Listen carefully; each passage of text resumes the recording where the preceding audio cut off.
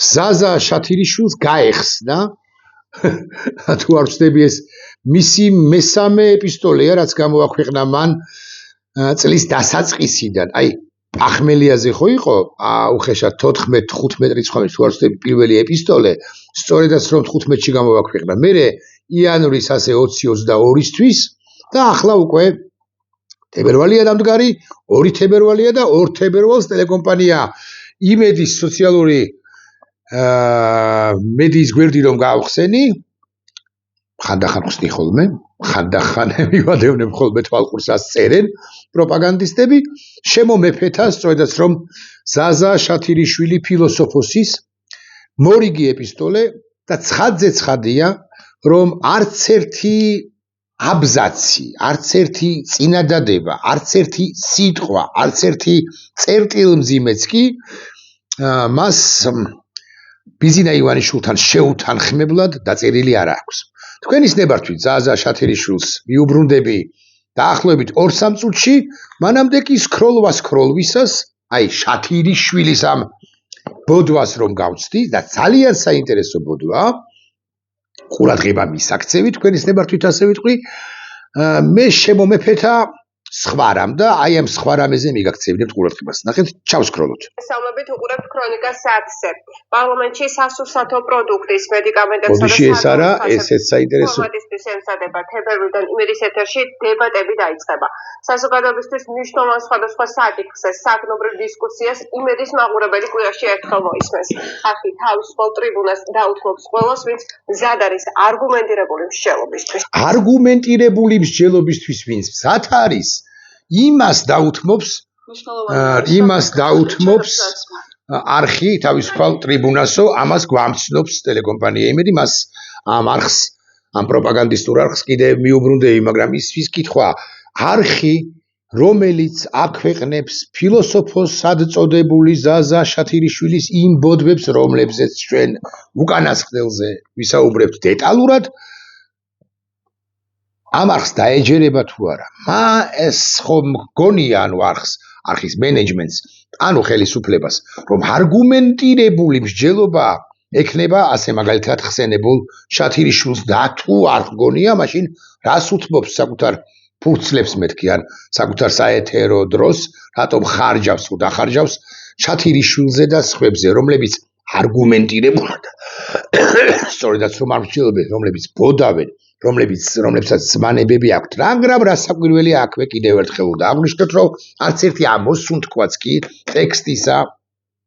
ტექსტში რომელიც შემოგთავაზა ფილოსოფოსად წოდებულმა ზაზა შათირიშვილმა არც ერთი ამოსუნთქვაც კი ჩაუწიოთ ხმას არ ეკუთვნის უშუალოდ მას მესამე ეპისტოლე შემოგთავაზა აკიგით ხარით წლის დასაწყისიდან და ყოველ შემდგომ ეპისტოლეში ყოველ შემდგომ ტექსტში უშუალოდ ზაზა შათირიშვილი ხო მძიმდება მისი მდგომარეობა კიდე უფრო მძიმეა ვიდრე იყო ვიდრე ჩანდა ვიდრე გვეგონა მაგრამ კიდე უფრო მძიმდება ბიზინა ივანიშვილი და ვისაუბროთ ამ თემაზეც რასაკვირველი ახლა კი განვიხილოთ უკლებლივ ყველაფერი პრაქტიკულად რაც შემოგთავაზა აბზაც არ დამეზარება 30 წუთიც რომ მოვანდომოვამ ყველაფერს განვიხილოთ ზაზა შათირიშვილის იგივ ბიზინა ივანიშვილის ტექსტი ბიზინა ივანიშვილი კიდევ ერთხელ ვიტყვი მისი მდგომარეობა მისი ფსიქოლოგიური მდგომარეობა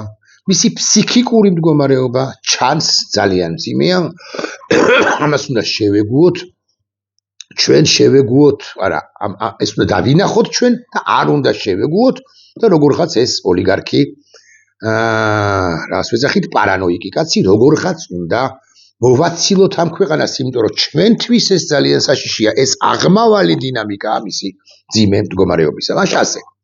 ზაზა შათირიშვილი იწყებს ასე თავის ტექსტს.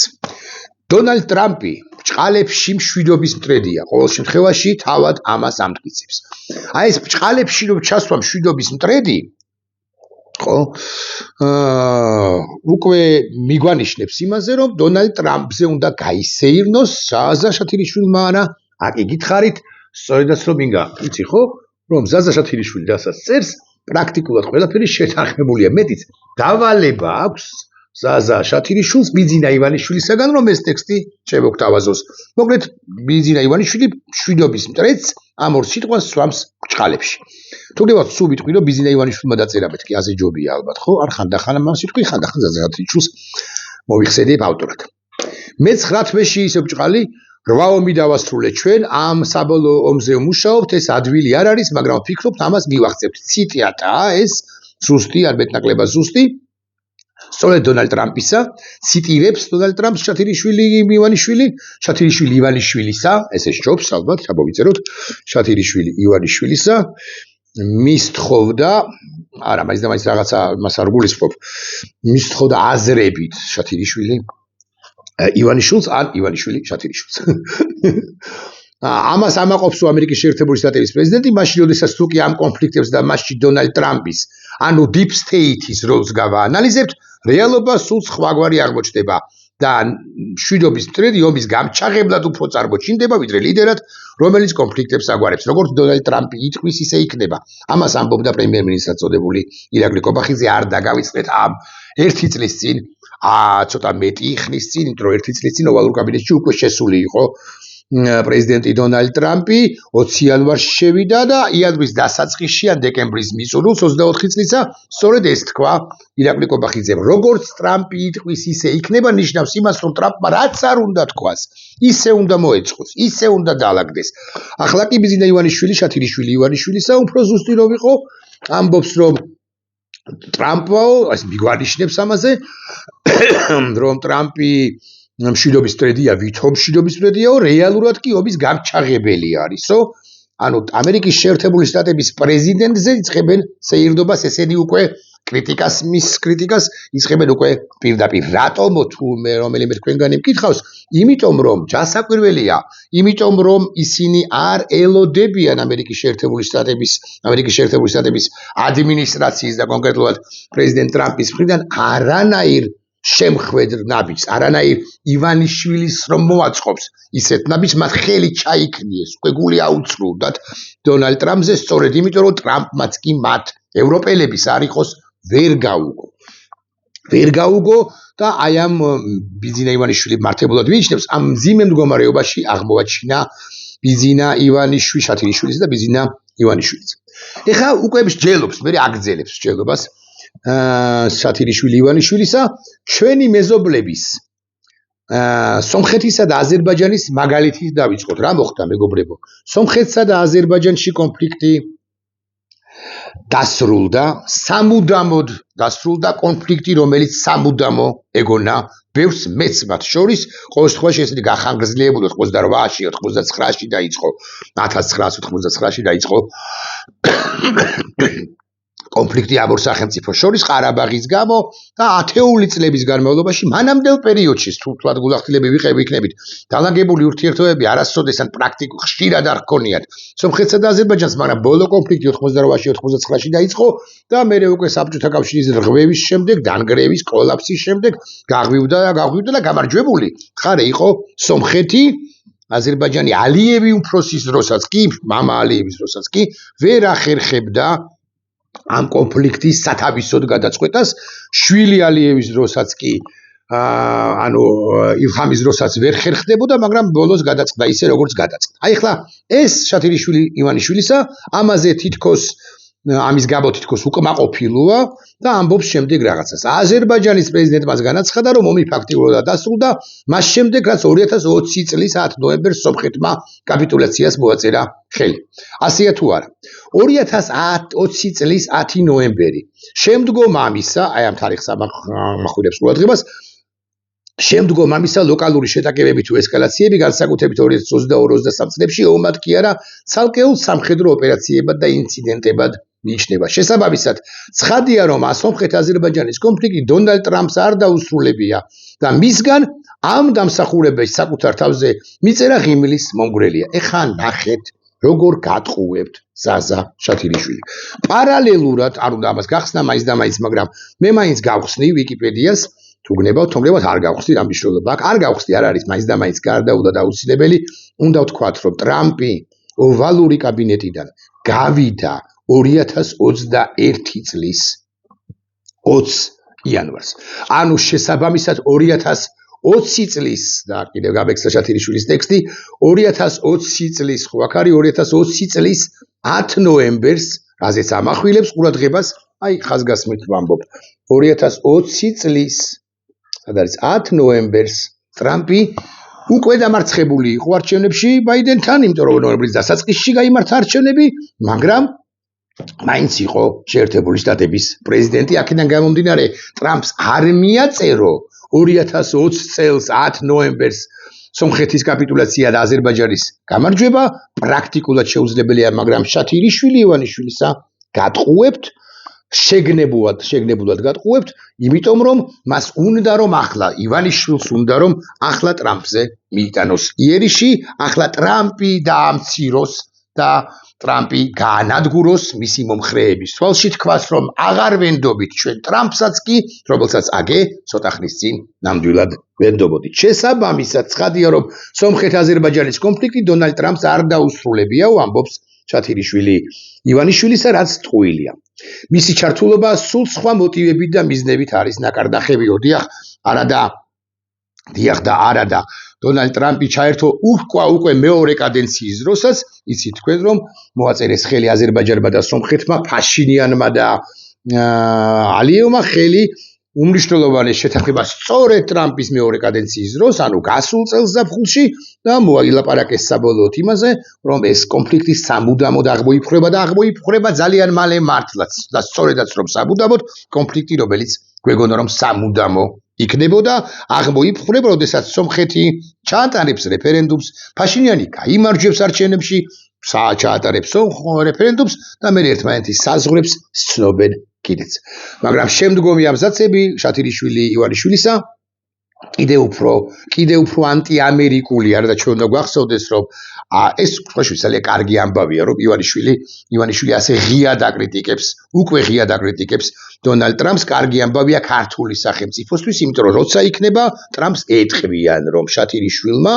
კარის ფილოსოფოსმა ფორმალურად რეალურად კი ივანიშვილმა დაწერა ეს ტექსტი და ქართულ საზოგადოებას გააცნო და მთავარმა პროპაგანდისტურმა არხმა რომელიც ვიზიტელი უკაცრავად ვოლსკის ენას რომ ვიშველი ეპოსკის ენაზე რომ ლაპარაკობ ვიზიტელი შემოგთავაზა ეს ტექსტი და გვთავაზობს რაღაც ყალბ დებატებს დამატებით რუსეთს უკრაინის ომზე ლაპარაკობს შათირიშვილი ივანიშვილისა დონალდ ტრამპი ყველაზე ხშირად და ხმამაღლა აცხადებდა რომ პრეზიდენტი ვიყო ამ ომს 24 საათში დავასრულებდიო პრეზიდენტიც გახდა და 24 საათზე ბევრად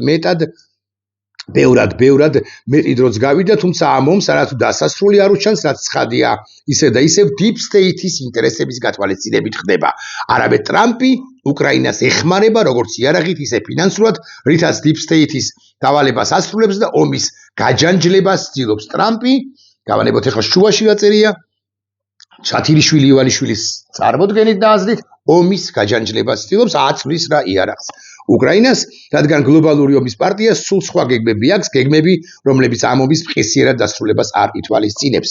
დიახ, ევროპა, იცით თქვენ რომ სამართლიანი შედეგით ომის დასრულების მომხრეა, ევროპა როგორც ჩანს ერთ-ერთი თუ თავარი ერთ-ერთი წარმომადგენელია ეგრეთ წოდებული გლობალური ომის პარტიისა, უბრალოდ ევროპის ხელისუფლ ქვეყნებს მიღმა ქვეყნებს უკან აძალების განან შათირიშვილის წარმოდგენას გაგაცნობთ. ახლა თქვენ და ახლა უკვე ტრამპიც გამჩაღებლად, ომის გამჯანჯლებლად მიიჩნევს ტრამპსაც კი დონალდ ტრამპი, რაც კატასტროფის თვალსაზრისით. კიდევ უფრო მძიმეა შათირიშვილი ივანიშვილის მოსაზრებები ისრაელი-პალესტინის კონფლიქტში ამერიკის შეერთებული შტატების მონაწილეობასთან და დონალდ ტრამპის მონაწილეობასთან დაკავშირებით. წყალი გაიხსნა. ისრაელ-პალესტინის კონფლიქტში დონალდ ტრამპის როლი აქტიური, მაგრამ მკვეთრად ძალმხრივი იყო და არის. რა თქმა უნდა, ისრაელის სასარგებლოდ წერტილი. მე მსმენია იმის თაობაზე და მithქვამს კიდეც ამ ვიდეობლოგში, რომ ესენი თითქოს ცდილობენ დალაგებას ისრაელთან, მათ შორის უსაფრთხოების საკითხებზე საუბრობენ, ეს ინფორმაცია მქონდა და მაქვს. კვლავ ვიმეორებ, მაგრამ როგორც ჩანს ეს ჩემი ინფორმატორიც ბოლომდე სიმართლეს არ ფლობს, ბოლომდე სიმართლეს არ მეუნება, ან არასრულ ინფორმაციას ფლობს. ეს რომ ასე იყოს, ამ შემთხვევაში ანტიისრაელურ განცხადებას, ისრაელის საწინააღმდეგო განცხადებას, არც ივანიშვილი გააკეთებდა და არც გააკეთებინებდა შათირიშვილს, ოჯახის წევრს, ივანიშვილის ასე ვიტყვით ქვერისნებართვით, რომ კარგად აღხსნა, რომ არც ერთი სიტყვა, არც ერთი ამოსუნთქვა, არც ერთი სასველი ნიშანიც კი არ ეკუთვნის უშუალოდ ზაზა შათირიშვილს, გადამოწმებულია 100-ჯერ მაინც ბიზინა ივანიშვილისა და მისი კარის ფილოლოგების მიერ და აქედან გამომდინარე შათირიშვილის ტექსტი არის ივანიშვილის ტექსტი. და ანტიისრაელური განცხადებები ახლან დათელი დადასტურებაა იმისა, რომ ბიზინა ივანიშვილი არა მხოლოდ შეერთებულ შტატებს, არამედ ახლა უკვე ისრაელსაც აკრიტიკებს. ეხლა რას ამბობს შათირიშვილი? შეუიარაღებელი თვალითაც აშკარად ჩანს, რომ ბოლო წლებში შექმნილი დაძაბულობა არაერთხელ სწორედ უშუალოდ დონალდ ტრამპის და მის მიერ გატარებული პოლიტიკის დამსახურება იყო. ანუ ეს ამბავი შექმნილი დაძაბულობა ყოფილა ტრამპის ბრალი. ტრამპისა და ისრაელის ბრალი, ასე ჩანს, ასე იკითხება. ფაქტია, რომ მისმა ტრამპის პოლიტიკამ მათ შორის სამშვიდობო საბჭოს შექმნა, რომელშიც არ მიიწვიეს ბიზინა ივანიშვილი. აბა მიეწვიათ, როგორ აჭიკჭიკდებოდა ამ შემთხვევაში, იმ შემთხვევაში შათირიშვილი ივანიშვილის დუეტი, შათირიშვილი დეფისი ივანიშვილი. არ მიიწვიეს, იმიტომ რომ არაფერ ღირებულებას არ ქმნის, არაფერს არ წარმოადგენს, ნულია. ბიზინა ივანიშვილი მათ შორის იმიტომაც არის გაჯავრებული, მთელ სამყაროზე გაჯავრებული, რომ მას აი ამდენი ფული რომ იშოვა დიქტატორი სააკაშვილი ბჭყალებში თუ ბჭყალებოდ, მაინც ბჭყალებში, ხო? რომ მოიცილა, ეს არ დაუფასა არავინ. ჯერაც მთელი ევროპა ლაპარაკობს იმაზე, კი არა, ბიზინა ივანიშვილის წარმოდგენებს გეუბნებით, რომ სააკაშვილი იყო ცუდი, ზარქუასავით. ხო, ზარქუა ბანდიტი. არამედ ლაპარაკობს, რომ ივანიშვილი არა დააშავა ბიზინა ივანიშვილის წარმოდგენით, ბიზინა ივანიშვილის აზრით რა დააშავა? სიკეთის მეტი რა, ნიკეთებია ეკლესიები ავაშენე. ეკლესიების აშენება არ გაწყობდათ, იმიტომ რომ თქვენ მართლმადიდებლობას ებძვით, აი ამ ბოდვებშია. თეატრები გავარემონტე, არ გაწყობდათ, იმიტომ რომ ქართულ თეატრს ებძვით. რაღაც ინტელიგენცია გადავარჩინე. თქვენ გინდოდათ რომ ჩვენი ინტელიგენცია ამოხოცილიყო და ასე შემდეგ და ასე შემდეგ. მე აღარ ვილაპარაკებ ეგრეთ წოდებულ საუნივერსიტეტო თუ განათლების რეფორმაზე კი არა მკვლელობაზე, რა ამასაც რომ არ უფასებენ არ უფასებს deep state-ი, ამაზე არ გავამახვილებ ყურადღებას, ეს სხვა ვიდეო ბლოგის თემაა, რატომ აკეთებს რეალურად იმ მაგალითად ტექნიკური უნივერსიტეტისა და თბილისის სახელმწიფო უნივერსიტეტის გაერთიანებად წოდებულ გაუქმებას, მაგრამ ამაზე სხვა დროს. მოკლედ მსოფლიო არ აფასებს მას ბიზინას წარმოდგენით.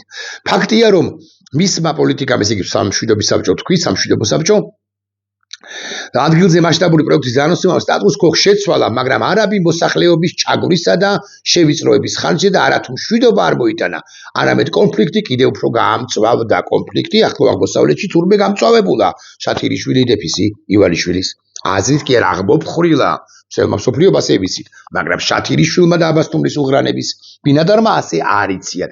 აქ იმაზე არ არის საუბარი, რომ მე ისრაელისკენ ვარ და რომელიმე მემარცხენე ჩემი მეგობარი პალესტინისკენ, ხო? აქ ლაპარაკი არის იმაზე, რომ ასე ამცირებს, ასე აკნინებს დონალდ ტრამპის როლს ძალისხმევას, ასე გეტყვით, რაც მადასტურებელია იმისა, რომ ესენი ისრაელის და უფრო კი შეერთებული შტატების და შეერთებული შტატების პრეზიდენტის წინააღმდეგ ახალ ლაშქრობას იწყებენ. ამის მადასტურებელი, რომ ახალ ლაშქრობას იწყებენ თუ დაწყებული აქვთ, არის ტექსტის ბოლო ნაწილი. დამატებით, რაზეც გავაბახვილებთ ყურადღებას კიდევ გამექცა შათირიშვილი ბანდიტის ტექსტი. სად არის? სად წახვედი? სად წახვედი? უმწყვეტ გულს. დონალდ ტრამპის როლის. ეხლა უყურეთ, ლაპარაკობს სირიაზე. სირია, რომ ვიცოდეთ, მაინც 2024 წლის დეკემბერში დამთავრდა ასადის ხელისუფლება და 2024 წლის დეკემბერში ტრამპი არ არის შესული, თუ მთლად გულახდილები ვიქნებით, ოვალურ კაბინეტში დაბრუნებული, მაგრამ ყველა გადაწყვეტილება, რომელსაც იღებს ბაიდენის ადმინისტრაცია, შეთანხმებულია არჩეულ პრეზიდენტთან. ეხლა ნახეთ, ამბობს ესეთ რამეს შათირიშვილი დეფისი ივანიშვილისა.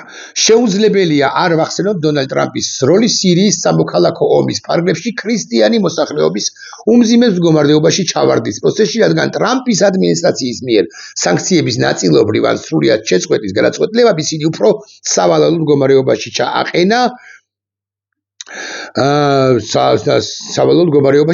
ანუ ის ილაშქრებს ასადის მოწინააღმდეგე, ახლანდელი ხელისუფლების წინააღმდეგას და ტრამპის იმ გადაწყვეტილების გამო, რომ სანქციები მოეხსნა ახალ ხელისუფლებას სირიისა, რომელმაც თუ თურქეთთან ერთად რასაკვირველია და სხვა მოთამაშეებთან ერთად უზარმაზარი როლი შეიასრულა მხარად რომ გრძნობდა საკუთარ თავს იმ ბაშარ ალ-ასადის წინააღმდეგ პროცესში და არ ახსენებს რომ ის რაც მოხდა ახლო აღმოსავლეთში რუსეთის მთავარი მოკავშირის ერთ-ერთი მთავარი მოკავშირის ახლო აღმოსავლეთში ბაშარ ალ-ასადის მოცილება რაც მოხდა იყო კარგი მსოფლიოსათვის და მათ შორის გლობალური მშვიდობისათვის. Გამაუგნებელია ისევ ციტატა თუ როგორ იმოქმედა დემოკრატიის შუქურად მონათმულობა ამერიკის შეერთებულ შტატებმა ეს დემოკრატიის შუქურად წყალებში აქვს ჩასული ანუ დასცილის. უშუალო დონალდ ტრამპმა ვენესუელაში 20,000 მინიმუმ და რეალურად გაცილებით მეტი ყავდა მოკლული მადუროს ხელისუფლებას მეტი ბევრად მეტი და მადუროს მოტაცებამ გადაყვანამ შეერთებულ შტატებში აღაშფოთა ივანიშვილი და შათილიშვილი ივანიშვილისა და გამაუგნებელიაო ამას როგორ კადრულობედო ეს როგორ იკადრესო საკუთარი სახელმწიფოებრივი ინტერესის გათვალისწინებით რომლის თანახმადაც შეერთებულ შტატებს ვენესუელის ნავთობის სჭირდება რაც ტყუილია დასტურდება რომ შეერთებული შტატებისთვის ნავთობი არის მნიშვნელოვანი მაგრამ არაუმნიშვნელოვანესი ნარკოკარტელები და ნარკოტრაფიკი მნიშვნელოვანია მაგრამ არაუმნიშვნელოვანესი სასარგებლო წიაღისეული და მდიდარი წიაღისეული მინერალები მნიშვნელოვანია, მაგრამ არაუმნიშვნელოვანესი ის, რასაც ჩადიოდა მადურო, სწორედაც რომ მადურო და მადუროს რეჟიმი ეს გაცილებით მნიშვნელოვანი მისი აღმოფხვრა და აღკვეთა, იმიტომ რომ ამერიკის პარტნიორი არ იყო ვენესუელა, ეს არის მნიშვნელოვანი. და დანარჩენი ყველა სხვა ინგრედიენტი, ნავთობი, არანავთობი და ასე შემდეგ არის დამატებითი თავისუფალი ინტერპრეტაცია შეგვიძლია შათილიშვილს აქვს ამის უფლება რომ ილაპარაკოს ნავთობზე, მაგრამ შათილიშვილს ყველაფერს უფლება აქვს, ასაკვირველია მინიჭებული ბიზინა ივანიშვილის მიერ, მაგრამ არასწორია პოზიცია გაარწმუნებთ, რომ ვილაპარაკოთ მხოლოდ ნავთობზე. ამერიკის შეერთებული შტატების სახელმწიფო ინტერესი ვინც ვერ ატარებს რეგიონში ჩრდილოეთ ამერიკაში, ცენტრალურ ამერიკაში, სამხრეთ ამერიკაში, ან ამ რეგიონს გადმოღმა, სადაც მისწრდება შეერთებული შტატების ხელი, ხო, იქ იქნება ამერიკის შეერთებული შტატების ინტერესი გატარებული, ვერ გაუგია ეს შათილიშვილს, უბრალოდ გაუგია, მაგრამ ამაზე ოდნავ მოგვიანებით. ხამხილა ტექსტი რატომ უნდა წავიკითხო? გადავახტეთ რაღაც აბზაცებს. Deep State-ის დავალებით დონალდ ტრამპი არც ყოფილ მოკავშირეებს და პარტნიორებს ინდობს და მე უკვე ლაპარაკობს გრენლანდიაზე. რო გრენლანდიის დაპყრობა უნდა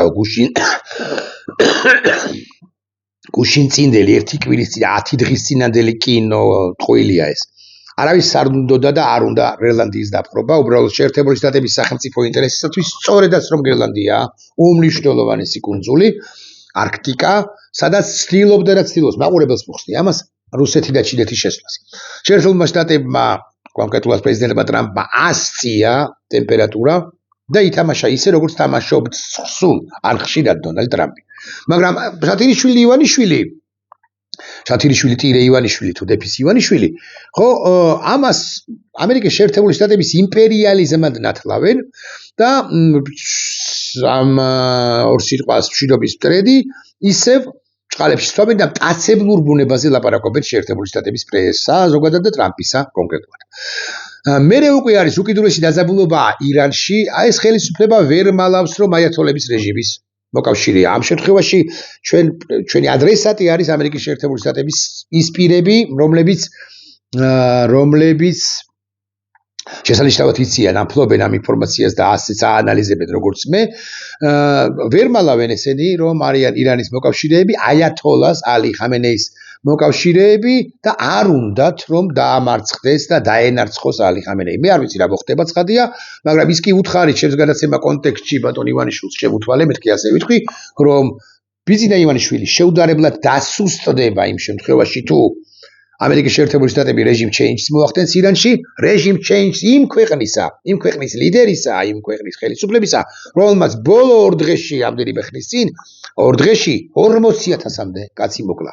სუვერენები არიან, რასაც უნდათ იმას იზავენ. ტყუილი ამბავია, როდესაც სუვერენი ესეთ კაცობრიობის წინაშე დანაშაულს ჩაიდენს, ის სუვერენი გინდა სუვერენი იყოს და გინდა უშუალოდ ბიზინა ივანიშვილი, რომელსაც საკუთარი თავი მართლა კიტრი ჰგონია, კარგახანია უკვე მე თუ მკითხავ და კიდევ უფრო უმძაფრებენ რუსები და თავისთავად უმძაფრდება მოსაზრება იმის თაობაზე, რომ არის მეორედ რომ ვერ მოვა ის ნიახური და აქედან გამომდინარე ერთხელ ნიახურობის დროს ერთი მოსვლის დროს ასე უნდა იბლატაოს და ასე უნდა მართოს ქვეყანა როგორც მართავს არა ნიახური არამედ მის ნაირი ბევრი ლიდერი უკიდურესი დაძაბულობა ირანში დამანგრეველი იქნება თუ იარაღს შეტევას მიიტავს მიტანსო შეერთებული შტატებიო სამხედრო დარტყმებს თუ განახორციელებსო ყოველივე ზემოთქმულის გათვალისწინებით აშკარაა რომ დონალდ ტრამპის დიპლომატიის ნაცვლად ხისტ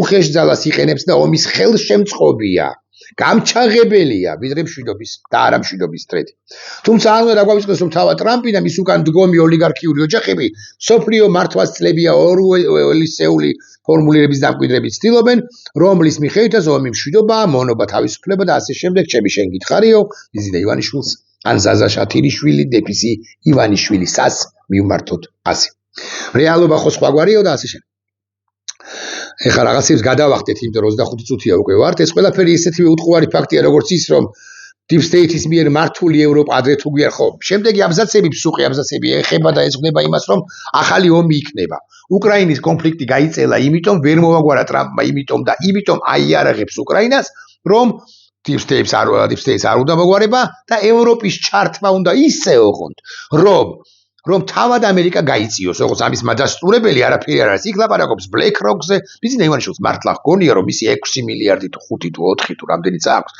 რამდენიც დარჩა ყველაზე მეტი თანხა ისე გარეკა ტიპმა რომ გონია რომ ეს 6 მილიარდი რომელიც როდის ვიხდი დასაკვირველია გადაფურთხება ერთი საუზმის ფულიაო ერთ-ერთ ამერიკელ კონგრესმენს თუ არ ვწდები აქვს ნათქვამი სწორედ ასე ერთი სადილის ხადი უტრირებლად ნათქვამია ეს მართლა ერთ სადილში მართლა 6 მილიარდს ხო არ ხარჯავენ მაგრამ არაფერია BlackRock-ის თუ მაინც და მაინც BlackRock-ი არის Deep State-ი ან რამე სერიოზულ ფულთან შედარებით თუ მიმართებით აღარ ვლაპარაკობ რომ ბიზნესის ფული არ არის ის არ ყიდის და არ ყიდულობს ის უბრალოდ ბანდიტურად იხმეჭს და იხმეჭს ქონებას ხანდახან კარგავს ხანდახან მარცხდება მერე იმარჯვებს და მაინც დამარცხებული გამოდის და ასე შემდეგ მაგრამ მაინც მოკლედ ბიზნეს წარმოდგენა აქვს რომ ყველაზე მეტი ფული აქვს და წარმოდგენა აქვს რომ საქართველოს რაღაცა მისეული გაგებით უშველა აქედან გამომდინარე ის არის არა მარტო საქართველოს არამედ დედამიწის ცენტრიც, დედამიწის ღერძის,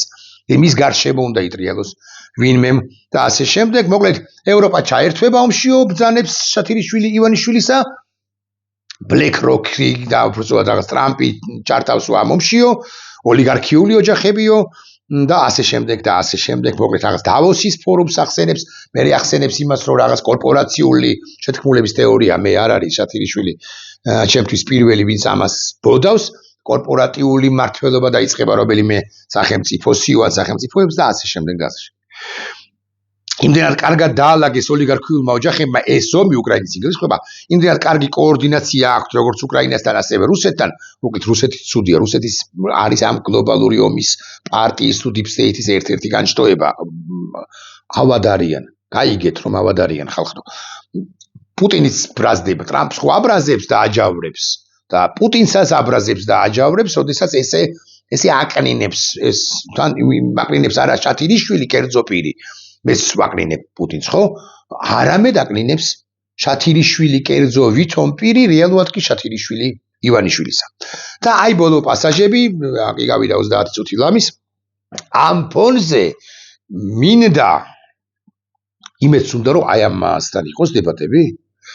მოკლედ ამას რომელიც ბოდავს ამას უნდა ველაპარაკოთ რამეზე შიზოფრენია ხალხო ეს ამ ფონზე მინდა მივმართო ქართულ ოცნებას ის სიმართლე რასაც მე საზოგადოების ინფორმაციისთვის ვაქვეყნებ კარგად იციან ხელისუფლების მაღალჩინოსნები ანუ კობახიძეს თურმე ელაპარაკება თუ ეს მაინც და მაინც მისი ავტორობით არის დაწერილი ივანიშვილს რო ელაპარაკება ფაქტია ივანიშვილი რო ავალებს მაგრამ გარდა ამისა ეს თურმე დადის და პაპუაშვილს კობახიძეს და ასე შემდეგ ამ ბოდვებს ელაპარაკება ფიქრობ მათ უნდა დაასრულონ სირაკლემის პოზაში ყოფნა გამოვიდნენ და საჯარო ტრიბუნიდან საზოგადოებას უნდა უთხრან რეალობა რაც უნდა მძიმე და რთულად მოსასპენი იყოს ეს ანუ ამერიკა აღარ იქნება ჩვენი პარტნიორი დაამთავრეთ საზოგადოების დაბოლება ეს მნიშვნელოვანია იმდენად რამდენადაც საზოგადოება შეძლებს დაგვარად მომზადებული შეხვდეს იმ უბედურებას რაც მაღალი ალბათობით ჩვენს გარშემო შეიძლება დატრიალდეს გულისხმობ ევროპის ფართო მასშტაბიან ომში ჩართვას. წინააღმდეგ შემთხვევაში, როდესაც პროცესები ზუსტად ისე განვითარდება, როგორც მე ვამბობ, ხალხის არაინფორმირებულობაზე პასუხისმგებლობა სწორედ ხელისუფლებას დაეკისრება. ივანიშვილი თუ ის საქმის კურსში იყო, იმასთან დაკავშირებით რა უნდა დაეწერა, უბრალოდ მან დაავალა შათირიშვილს, რომ ეს დაწერეო და მე მიიღო ეს მისი ბოდვები, წაიკითხა ყოველი წერტილ მძიმე თავად ჩასვა, არა მგონია სიმართლე ითხრათ ასე კარგად არის დაწერილი. ხო, ყოველ შემთხვევაში სასვენი ნიშნები თავის ადგილზეა, მაგრამ სამნიშნულოა ივანიშვილმა თუ გააკეთა ძირითადი აქცენტები, ძირითადი პასაჟები, შეთანხმებული იყო მასთან ეს ტექსტი და ასე შემდეგ, ივანიშვილი ამით ამბობს, რომ მე ვაწვევი იმას, რომ საზოგადოებას უთხრათ სრული სიმართლე, რომ ამერიკა ჩვენსკენ არ არის. რომ ამერიკა ომში ითრევს ყველას. ამერიკა ომში ითრევს უკრაინას. ჩართო უკვე ტრამპის ამერიკა.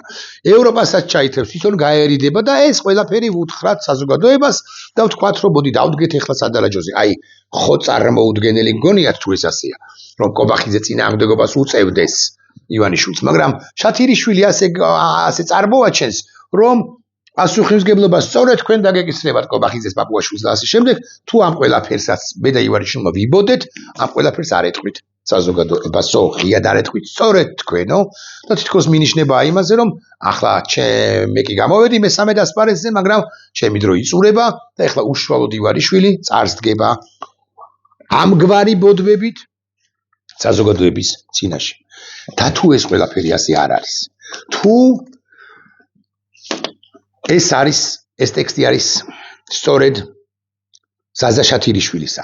შათირიშვილმა დაწერა და არც არავის არ გააცნო, არც უშუალო მეგობრებს, არც რაღაც ხელისუფლების წარმომადგენლებს, არც ვიღაცებს, ვინც ყავს გვერდით, ხო, ოჯახის წევრებს და ასე შემდეგ.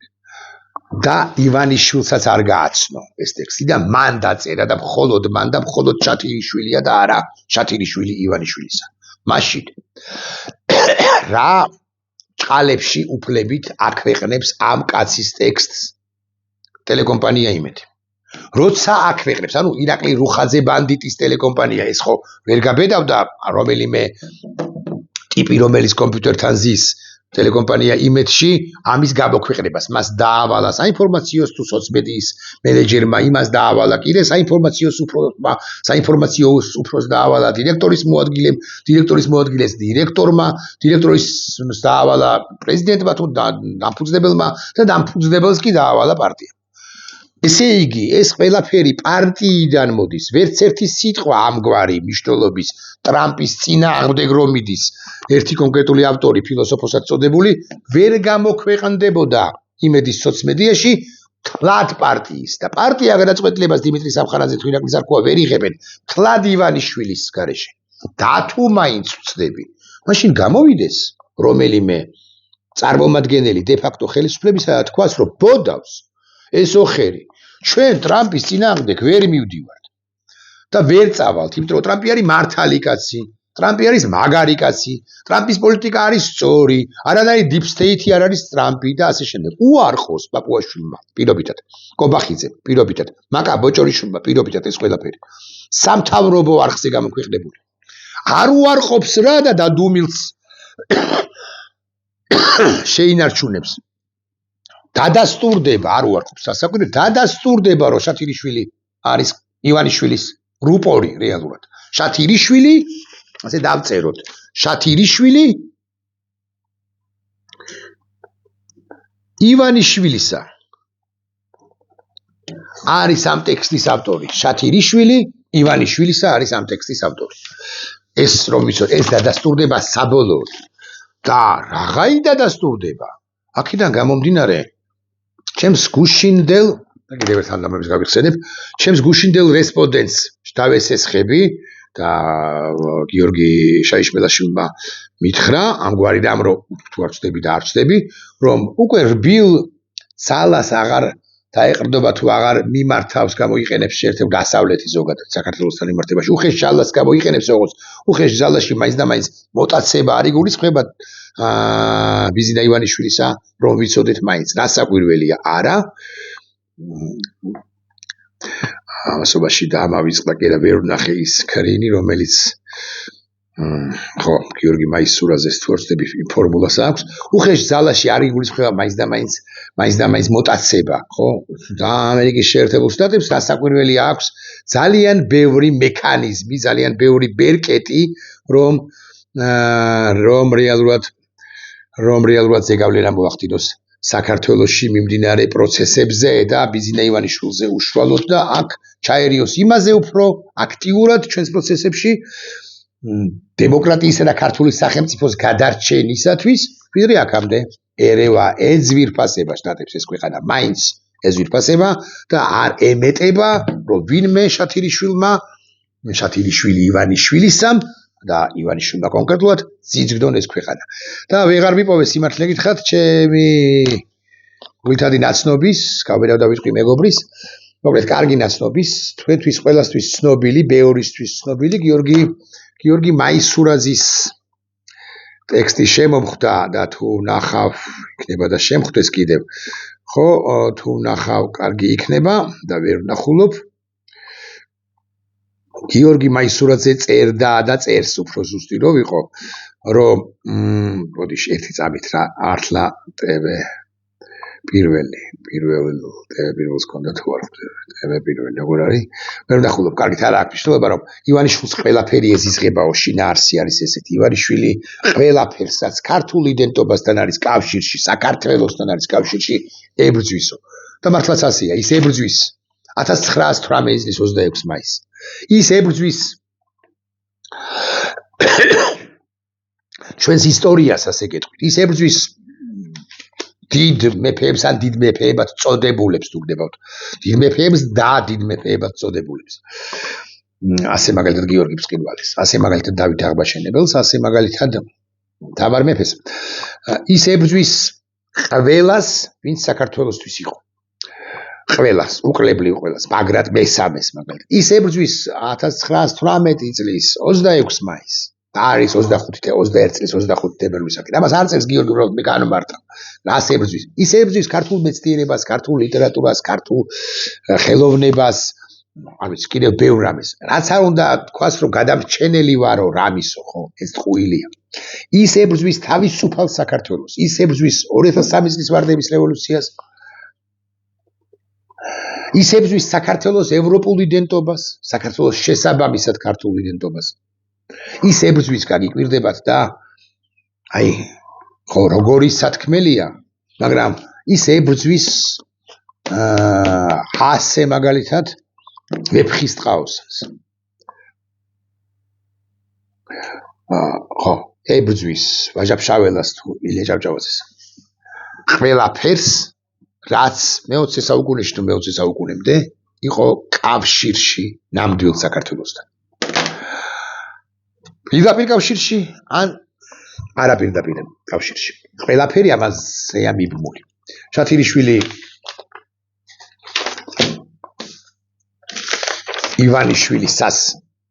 ივანიშვილისა, ხო? და ამ კაცის ბოდბები გაგაცანით. მაინც ყველაფერი კარგად იქნება. მით უფრო იქნება კარგად. რომ ვიცოდეთ მაინც, რაც მეც ილაპარაკებენ ასეთ სიგიჟეებს, მით უფრო მალე გადაწყდება დადებითად ჩვენი ბედიას რომ მადლობა ზაზა შათილიშვილს. ნახვამდის.